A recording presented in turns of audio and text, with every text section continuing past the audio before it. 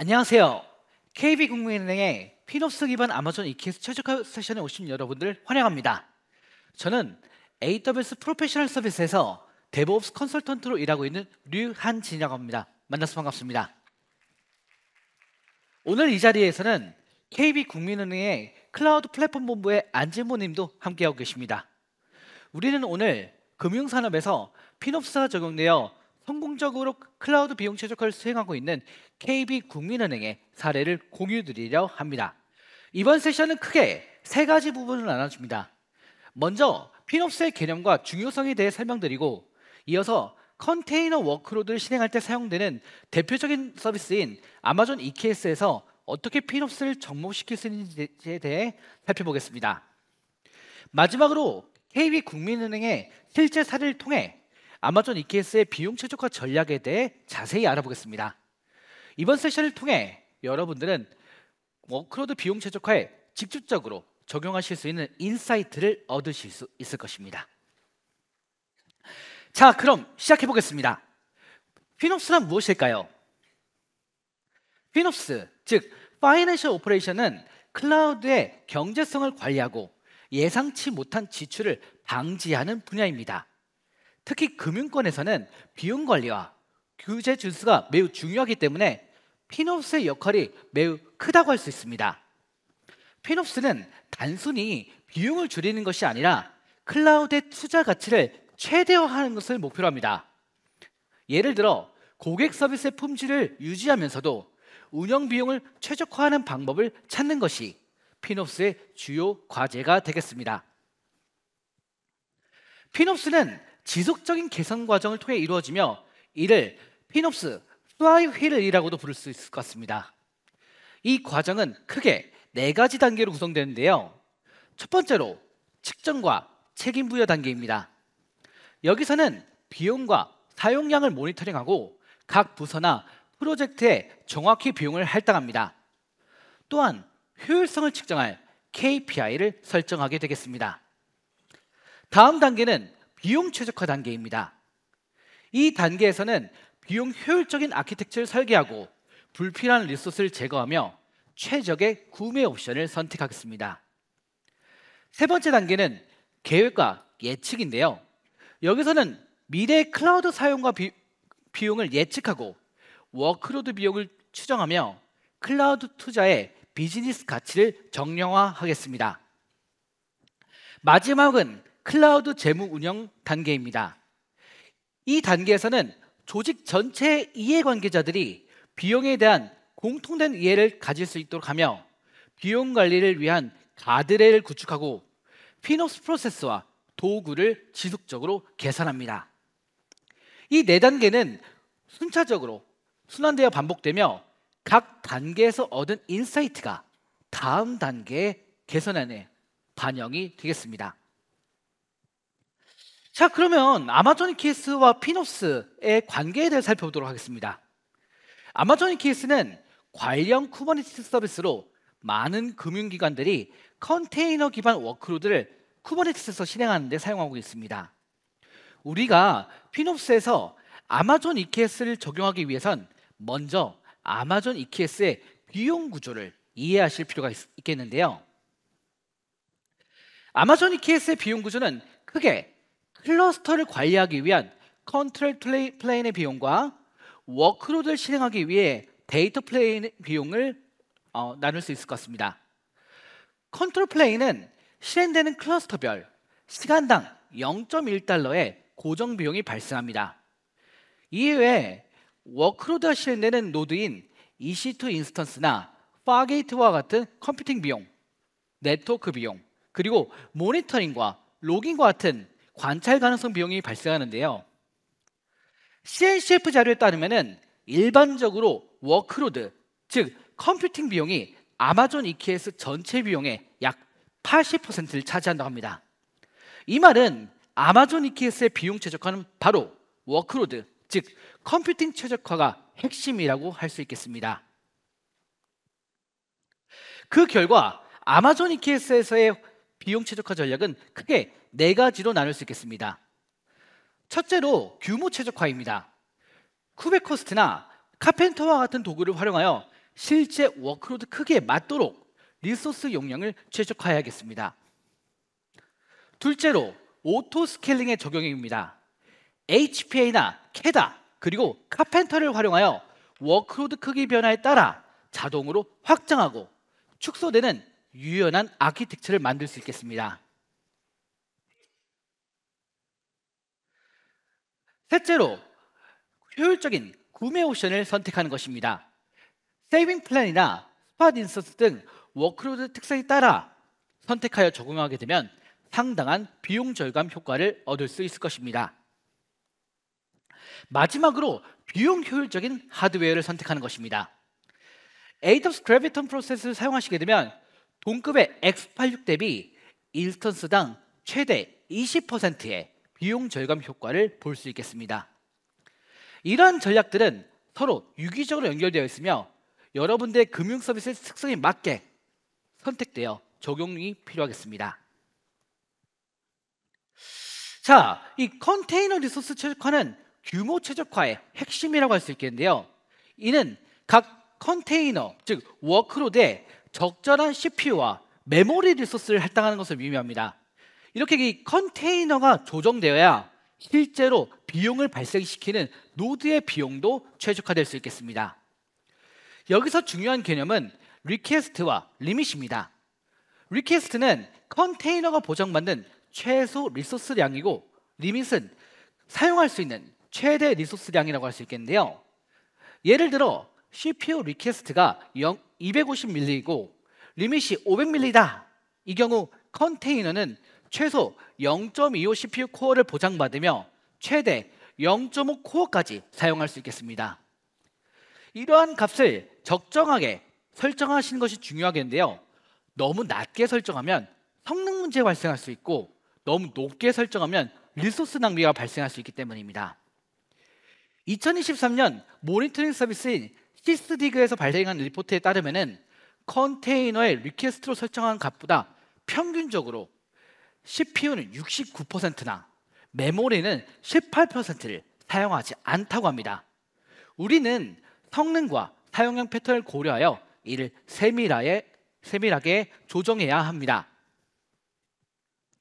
이렇게 컨테이너 리소스 최적화와 함께 이 컨테이너 리소스가 실행될 노드의 리소스 최적화를 수행할 수 있습니다. 여기서 핵심 도구는 카펜터입니다. 카펜터는 AWS가 기여한 오픈소스로서 유연성과 고성능을 특징으로 하는 쿠버네티스 노드 오토스케일러입니다. 카펜터의 장점은 EC2 오토스케일링 그룹을 사용하지 않고 필요한 시점에 적정한 크기의 노드를 빠르게 실행할 수 있습니다. 카펜터는 컨테이너 리소스를 실행하기 위한 크기를 직접 계산해서 그 크기에 알맞는 노드를 만듭니다. 또한 사용하지 않는 노드를 자동으로 종료하고 통합하는 기능도 가지고 있습니다. 즉 실시간으로 규모 최적화를 하는 효과를 카펜터가 가져오게 되겠습니다. 뿐만 아니라 HPA나 캐다와 함께 사용되면 오토 스케일링 효과도 얻게 되는데요. HPA나 캐다가 동적으로 워크로드의 변화에 맞춰 컨테이너 수를 조절하게 되면 그에 맞춰 카펜터는 유연하게 노드를 추가하고 제거합니다. 그 결과 우리는 노드의 비용 최적화를 달성할 수 있게 되는 거죠. 이제 아마존 EKS의 노드로 사용하게 되는 EC2 인스턴스의 구매 옵션에 대해서 말씀드리겠습니다. 크게 세 가지 옵션이 있는데요. 첫째는 온디맨드 인스턴스입니다. 이는 장기 약정 없이 초단위로 비용을 지불하는 방식으로 워크로드의 부하의 변화가 있어도 안정적인 운영을 요구하는 워크로드에 적합합니다. 둘째는 세이빙 플랜입니다. 1년 또는 3년 약정을 통해 할인된 가격으로 이용할 수 있으며 중단 없이 지속적으로 사용되는 워크로드에 적합하겠습니다. 셋째는 스팟 인스턴스입니다. 온디맨드 가격 대비 최대 90%의 할인된 가격으로 이용할 수 있지만 언제든 중단될 수 있기 때문에 내결함성을 보유하고 있는 워크로드에 적합하겠습니다. 금융기관에서는 이러한 옵션들을 워크로드 특성에 맞게 전략적으로 조합하여 사용하시면 좋겠습니다. 마지막으로 지금까지 설명된 내용을 포함하여 피노스 플라이휠에 맞추어 아마존 EKS에 적용될 수 있는 방법을 정리해 보겠습니다. 측정과 책임 부여 단계에서는 AWS 코스트 앤 유세지 리포트와 쿠베 코스트를 활용하여 비용을 시각화하고 사용량을 파악하며 모니터링할 수 있습니다. 최적화 단계에서는 카펜터를 통한 노드 규모 최적화, HPA 캐다를 통한 리소스 자동 확장, 세이빙 플랜과 스팟 인서스를 활용한 구매 옵션 최적화, AWS 그래비터를 활용한 하드웨어 효율성 개선 등을 수행합니다.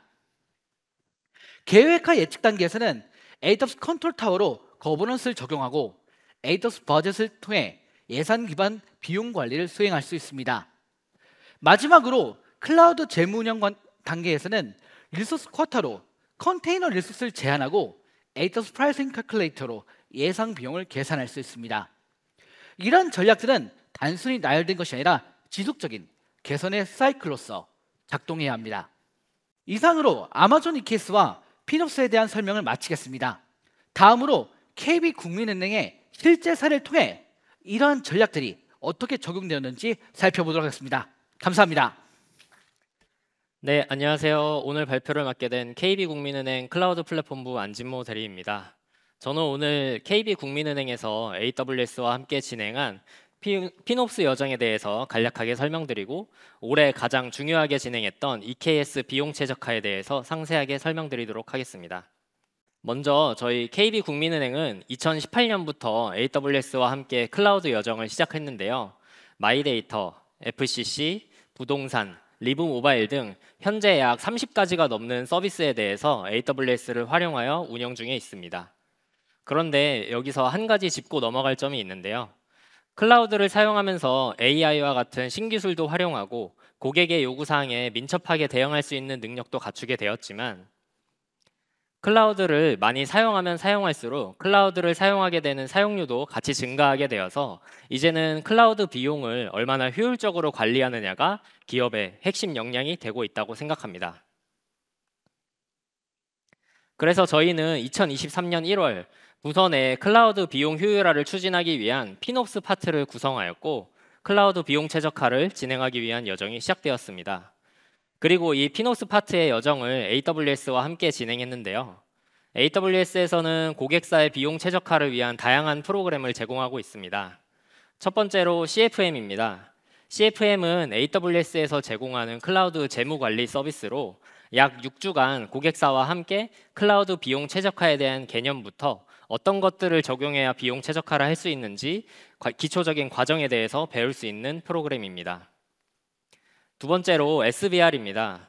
SBR은 AWS에서 제공하는 보고서로 KB에서 운영 중인 다양한 사업들에 대해서 비용 절감 포인트를 발굴하고 RI나 SP와 같은 약정 할인 방법을 제시해주는 보고서입니다.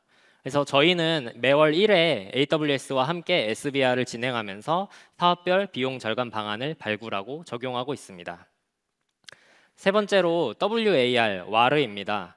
와르는 KB에서 운영 중인 사업에 대해서 주요 아키텍처를 분석하고 업무 담당자의 상세한 인터뷰를 통해서 업무 플로우를 파악하고 AWS의 베스트 프랙티스를 기반으로 아키텍처의 개선점과 비용 효율화 방법을 제시해주는 프로그램입니다.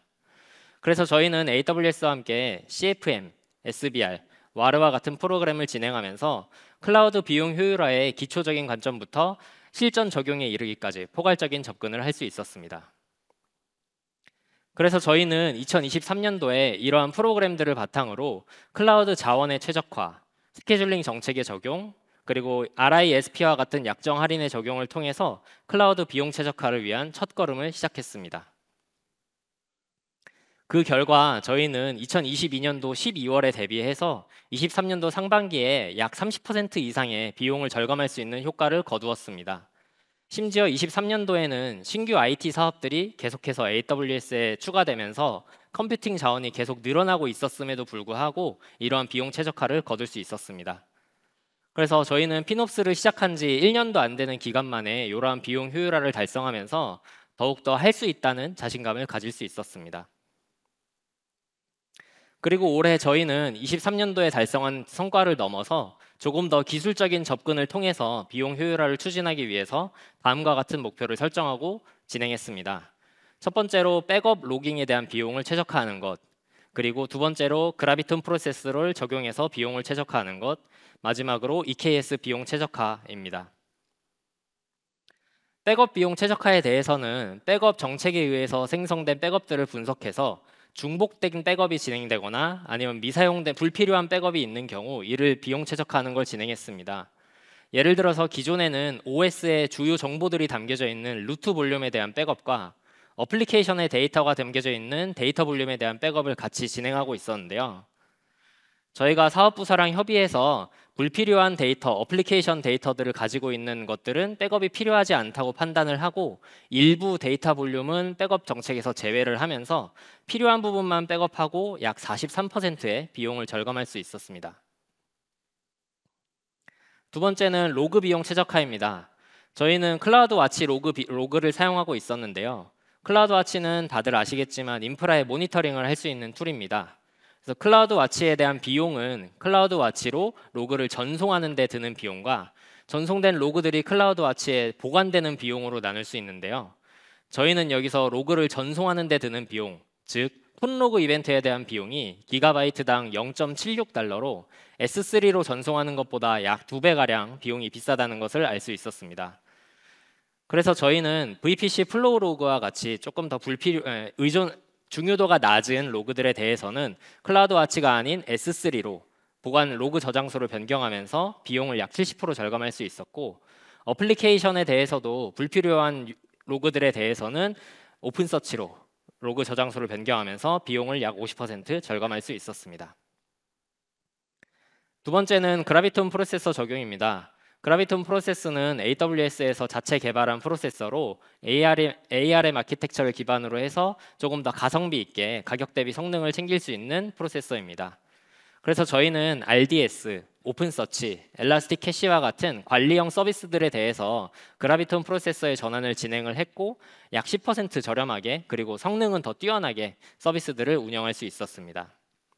그 결과 실제로 저희는 2024년 3분기에 기존 대비 비용이 절감되면서 성능은 더 향상된 관리형 서비스들을 이용할 수 있었습니다. 다음은 EKS 비용 최적화에 대한 부분인데요. 이 부분은 저희가 이번 세션에서 가장 중요하게 다루는 부분입니다. 그리고 앞서 말씀해 주신 것처럼 컨테이너의 리소스를 최적화하는 것은 굉장히 복잡하고 어려운 일인데요. 그 복잡하고 어려운 일을 저희 KB에서 AWS와 함께 어떻게 진행했는지에 대해서 상세하게 설명드리겠습니다. 먼저 저희가 EKS에 대한 비용 최적화를 진행한 세 가지 꼭지에 대해서 말씀드리겠습니다. 첫 번째로 파드에 대한 자원 최적화, 두 번째로 카펜터에 대한 적용, 세 번째로 스팟 인스턴스의 사용입니다. 먼저 파드 라이트 사이징에 대한 추진 배경입니다. EKS의 경우 노드 안에서 파드들이 구성되어 있기 때문에 단순히 워커 노드의 타입만을 변경한다고 해서 비용 최적화가 이루어지지 않고 파드의 리소스까지 같이 최적화를 해야 비용 최적화가 가능합니다. 예를 들어서 이 그림처럼 4코어 16기가의 용량을 가지고 있는 M5 엑스라지가 두 대 띄워져 있고 그 안에 각각 1코어를 가지고 있는 파드들이 실행 중이라고 가정해 보겠습니다. 저희가 여기서 M5 엑스라지를 M5 라지로 다운사이징을 할 경우에 기존의 파드들을 실행하기 위해서는 총 4개의 노드가 필요합니다. 그렇게 되면 노드의 타입을 줄인다 하더라도 노드의 수량이 2배로 증가하기 때문에 진정한 비용 최적화가 일어나지 않고 똑같은 비용을 내고 있음을 알 수 있습니다. 이 그림은 저희의 사례를 바탕으로 구성을 해보았는데요. 저희 기존 서비스에서는 파드의 리소스를 CPU를 2코어에서 8코어까지 그리고 메모리는 4코어에서 16코어까지 사용을 하고 있었는데요. 이 파드들에 대한 사용률을 분석해보니 사용률이 조금 낮아서 이거에 대한 최적화를 진행하고자 했습니다. 그래서 CPU를 0.2코어에서 2코어로 변경하고 메모리를 0.5기가에서 8기가까지로 변경을 했을 때 워커노드 최적화를 진행하지 않았음에도 불구하고 파드에 대한 리소스 최적화만으로도 노드 개수가 클러스터 오토스케일러를 통해서 노드 개수가 줄어들게 되면서 데브 스테이징의 EC2 비용이 약 25% 감소하는 효과를 거둘 수 있었습니다. 그리고 여기서 저희는 오픈소스 툴인 큐베코스트를 활용해서 파드의 리소스를 최적화하는 방법을 적용했습니다. 큐베코스트에서는 내장된 프로메테우스를 활용해서 약 15일간의 CPU 사용과 메모리 사용률을 분석해서 적정한 자원 최적화 값을 추천해주는 툴인데요.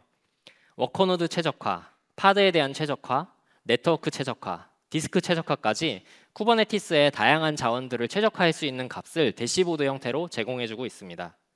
그리고 저희는 여기서 파드 최적화에 대해서 집중했는데요.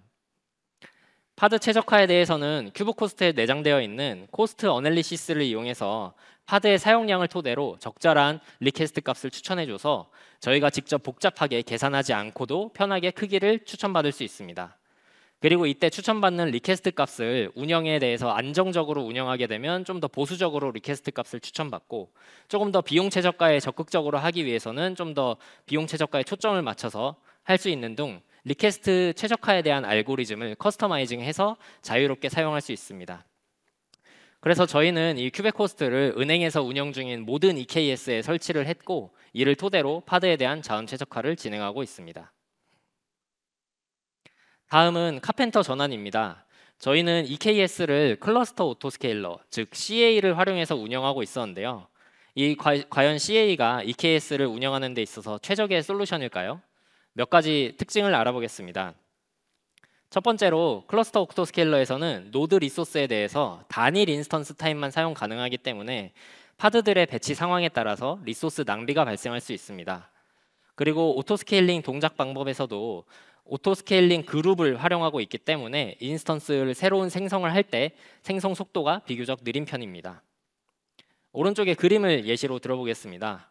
예를 들어서 M5 X라지가 세대 띄워져 있고, 그 상황에서 새로운 파드를 띄우기 위해서는 CA에서는 M5 X라지인 똑같은 타입을 통해서만 자원이 증설이 가능합니다. 그렇게 되면 파드를 띄우고 나서 낭비되는 공간이 발생할 수 있는데요. 그리고 이 과정에서 인스턴스가 생성되는데 저희 사례 기준으로는 약 10분에서 15분 정도 시간이 걸렸습니다.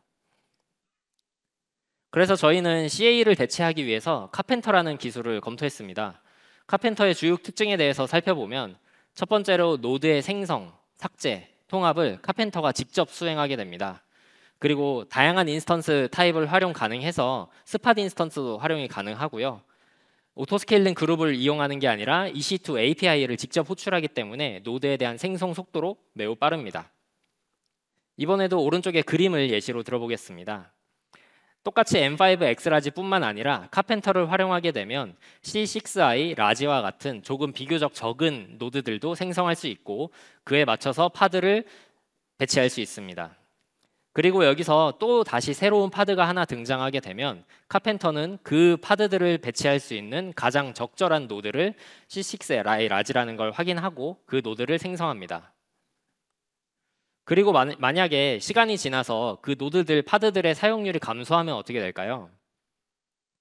카펜터에서는 그 노드들의 사용률이 낮아진 것을 관측을 해서 그 파드들의 최적화된 새로운 노드들, 그리고 비용이 저렴한 노드들을 자동으로 확인해서 R7i 라지라는 노드로 생성을 해주고 통합해줍니다. 그렇게 되면 메모리를 최적화해서 조금 더 동일한 파드 대비해서 비용 효율적으로 서비스들을 운영할 수 있습니다. 그리고 이때 EC2 API를 활용하기 때문에 기존 10분에서 15분 걸리던 노드 생성이 1분에서 3분 사이로 매우 단축되어서 노드를 생성할 수 있었습니다. 카펜터에 대한 내용은 조금 뒤에 다시 한 번 더 설명드리도록 하고요. 마지막으로 스팟 인스턴스에 대해 설명드리겠습니다. 스팟 인스턴스는 AWS에서 미사용 중인 예비 인스턴스를 저희 고객에게 제공하면서 최대 90%까지 비용을 저렴하게 제공해주는 서비스인데요. 동일한 인스턴스 타입에 대해서도 수요와 공급에 따라 시간당 가격이 달라진다는 특징이 있고, RI, SP와 같은 약정 할인과 중복 적용되지 않아서 별도의 가격 정책을 가져간다는 점이 있습니다. 그리고 가장 중요한 특징은 네 번째에 있는 중단 고려 아키텍처를 설계해야 된다는 것인데요. 스팟 인스턴스는 AWS에서 언제든지 인스턴스를 빼앗길 수 있기 때문에 인스턴스를 반환해야 되는 스팟 중단, 즉 스팟 인터럽트 현상이 발생하는 것에 대비해서 안정적으로 서비스를 운영할 수 있는 폴백을 고려한 아키텍처를 설계해야 됩니다. 저희가 실제로 스팟 인스턴스를 활용했던 사례에 대해서 살펴보면 R5 X라지에 대한 시간당 요금이 0.304달러였다면 스팟을 활용하게 되면 동일한 인스턴스 타입의 항에서도 0.0501달러로 약 84% 할인됐었던 적을 확인하실 수 있습니다. 그래서 저희는 이렇게 저렴한 스팟 인스턴스를 개발 스테이징 환경에서 스케줄링과 함께 적용했습니다. 저희는 2022년도에는 온디맨드 자원을 24시간 내내 켜놓고 있었는데요. 23년도에는 스케줄링 정책을 적용해서 온디맨드 자원이다 하더라도 주말이나 평일, 야간 시간에 사용하지 않는 데브 스테이징 자원에 대해서는 스케줄링으로 자원을 오프하는 정책을 적용했었습니다. 그리고 올해는 그러한 스케줄링 정책에 더불어서 스팟 인스턴스까지 같이 활용을 하면서 조금 더 비용 효율화 효과를 극대화할 수 있었습니다.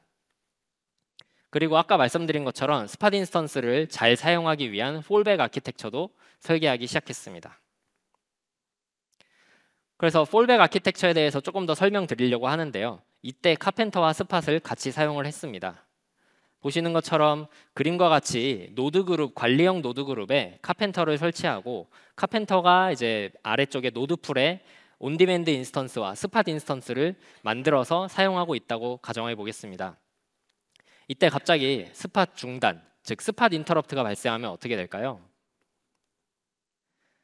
저희는 SQS Q와 이벤트 브릿지를 활용해서 스팟 중단에 대한 시그널을 카펜터에게 전달할 수 있도록 설정하였고, 카펜터는 그 시그널을 받자마자 이 스팟 인스턴스들이 종료된다는 것을 알아차린 후 새로운 온디맨드 인스턴스나 스팟 인스턴스를 사용해서 그 기존에 없어지는 스팟 인스턴스에 있는 파드들을 재배치할 수 있도록 아키텍처를 설계했습니다. 이렇게 아키텍처를 구성하게 되면 스팟 중단이 발생한다 하더라도 서비스 운영에 대한 영향도를 최소화하면서 안정적으로 운영할 수 있습니다. 저희는 이렇게 아키텍처까지 설계하고 나서 실제로 CA를 사용 중이던 서비스에 대해서 카펜터로의 전환을 시작했습니다. 전환은 총 3가지 단계로 진행을 했는데요. 첫 번째로 전환에 필요한 사전 작업을 수행했습니다. 타겟 그룹 바인딩, 관리형 노드 그룹, VPC 엔드포인트와 같이 카펜터를 사용하기 위해 필요한 리소스들을 구성하고 파드 디스럽션 버짓이라고 하는 그 고가용성을 유지하기 위해 필요한 설정들도 진행해 주었습니다. 두 번째로 카펜터를 배포하고 노드풀을 생성했습니다. 기존 CA에서 사용하고 있었던 설정들을 최대한 그대로 반영할 수 있도록 카펜터를 설정하였고, 그 다음에 KB의 환경에 맞는 노드 통합 정책을 적용하기 위해서 콘솔리데이션 폴리시를 설정했습니다.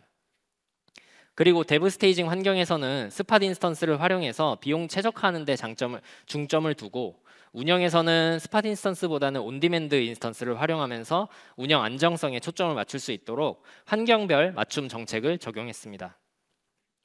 마지막으로 카펜터가 전환된 이후에 기존 CA에 대한 설정을 비활성화하고 모니터링을 수행했는데요.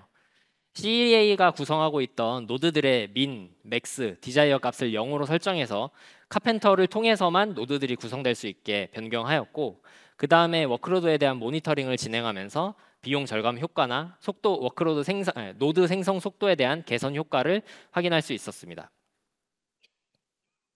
다음은 저희가 실제로 카펜터를 전환한 사례에 대해서 설명드리겠습니다.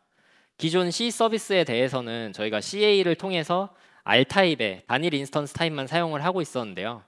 카펜터로 전환을 하면서 카펜터와 스팟을 같이 사용할 수 있었고, R타입뿐만 아니라 T타입, M타입 등 다양한 타입을 조합하면서 스팟 인스턴스까지 같이 활용을 했습니다. 그 결과 기존 대비 약 32%의 비용 절감을 이룰 수 있었습니다. 그 결과는 실제 이 비용 그래프에서도 확인하실 수 있는데요. 왼쪽에서는 CA를 통해서 단일 온디맨드 타입만 사용하고 있었는데, 오른쪽에서는 스팟 인스턴스와 카펜터를 활용해서 좀 더 파드의 상황에 맞게 다양한 인스턴스를 배치하고, 그리고 기존 대비 비용이 절감되신 것을 그래프로도 확인하실 수 있습니다. 다음은 이렇게 카펜터로 전환하면서 저희가 얻은 성과에 대해서 설명드리겠습니다.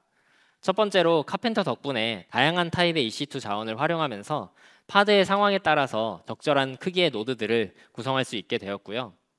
두 번째로 스팟 인스턴스를 활용해서 추가적으로 비용 절감을 할 수 있었습니다. CA 대비 약 30% 이상의 비용 절감 효과를 얻을 수 있었고요. 스팟 인터럽트인 스팟 중단이 발생하더라도 앞서 설명드린 폴백 아키텍처로 구성을 했기 때문에 서비스의 영향도를 최소화하면서 비용은 효율적으로 운영을 할 수 있었습니다. 마지막으로 인프라 운영 안정성의 향상입니다. 카펜터는 노드 증설 시에 EC2 API를 직접 호출하기 때문에 기존 CA로 운영할 때보다 노드 생성 속도가 3분 이내로 엄청나게 빨라진 것을 확인할 수 있었고, 노드 사용량에 따라서 카펜터가 직접 콘솔리데이션을 일으켜서 노드에 대한 통합과 자원 최적화를 진행해주기 때문에 인프라 운영자의 운영 부담이 절감될 수 있었습니다. 마지막으로 저희 피노스 파트의 비용 효율화 향후 계획에 대해 설명드리겠습니다. 저희는 이번에 카펜터로 전환을 진행하면서 카펜터에 대한 충분한 장점을 확인하였기 때문에 앞으로도 기존 CA를 사용하고 있었던 서비스들에 대해서 카펜터로의 전환을 확대할 예정이고요. 그리고 최근 생성형 AI 등으로 GPU의 자원에 대한 비용이 되게 많이 나오고 있어서 이거에 대해서 비용 효율화를 진행하려고 합니다. 그래서 이때 타임 슬라이싱이라고 하는 시분할 기술을 적용해서 동일한 시간에 GPU 자원을 좀 더 효율적으로 사용할 수 있는 방안에 대해서 검토하고 적용할 예정입니다. 마지막으로 저희 KB금융그룹에는 은행뿐만 아니라 증권, 카드, 손보, 캐피탈 등 다양한 계열사에서도 AWS를 같이 사용하고 있기 때문에 이러한 비용 효율화 노하우를 계열사의 클라우드 담당자분들과 공유하면서 그룹 차원의 클라우드 비용이 절감될 수 있도록 노력할 예정입니다. 그동안 KB에서는 2018년부터 AWS와 함께 클라우드 여정을 진행했는데요. 많은 역경과 고난, 어려움들도 있었지만 지금은 계속해서 서비스들이 안정적으로 운영되고 있고, 이제는 심지어 비용 최저가까지 기술적으로 내재화를 하면서 안정적으로 운영하고 있습니다. 앞으로도 KB와 AWS는 계속해서 클라우드에 대한 협업을 진행하게 될 것 같습니다. 마지막으로 EKS 비용 최적화에 많은 도움을 주신 한진님께 다시 한번 감사 인사를 드리면서 이상으로 발표를 마치겠습니다. 감사합니다.